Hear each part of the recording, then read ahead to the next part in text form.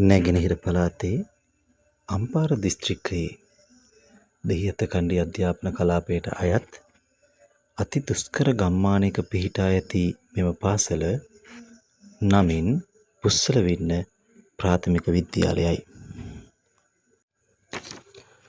මාදුරුවේ වනරක්ෂිතයට මායිම් වන හුදෙකලා ගම්මානයක පිහිටා තිබෙන මෙම පාසලේ අද වන විට මෙම ගම්මානයට අයත් දරුවන් 50 දෙනෙක් පමණ අධ්‍යාපනය ලබනවා. මාදුරුවේ වනරක්ෂිතයට මායිම් වන නිසා මෙම ගම්මානය නිරන්තරයෙන්ම වනාලි උවදුරට ලක් වෙනවා.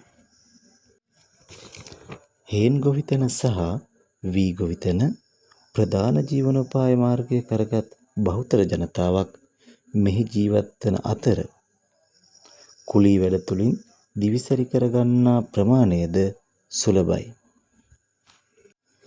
පාසලේ සංවර්ධනයට දෙමාපියන් තුළ කැමැත්තක් තිබුණද ඒ සඳහා ඔවුනට ආර්ථික වත්කමක් නොමැතිවීම ප්‍රධාන බාධාවක්. ඔවුන් සෑම විටම පාසලේ ප්‍රගමනය වෙනුවෙන් ශ්‍රම දායකත්වය නොමසුරුව ලබා දෙනවා.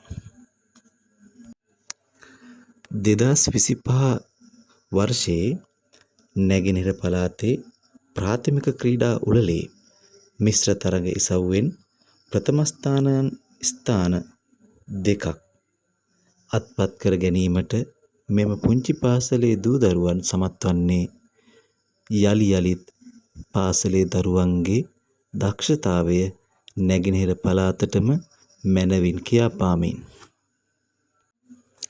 විදුහල්පතිතුමා ඇතුළු ඇදුරු මඩුල්ලේ කැපකිරීම මත ක්‍රමයෙන් පාසල සංවර්ධනය කරා ගමන් කරන අතර ඒ සඳහා පවතින ප්‍රධාන බාධකය වන්නේ දෙමව්පියන්ට ඇති ආර්ථික දුබලතාවයයි.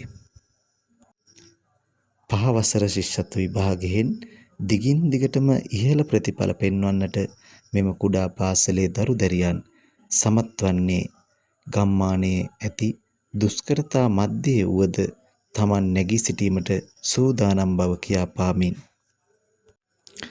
මෙම පාසලේ දරුවන්ගේ අනාගතය කෙරෙහි සහ එහි සාර්ථකත්වය උදෙසා කවුරුන් හෝ කෙනෙකුගේ හෝ ආයතනයක අවධානය යොමු වේවායි අපි එකසිතින් ප්‍රාර්ථනා කරනවා.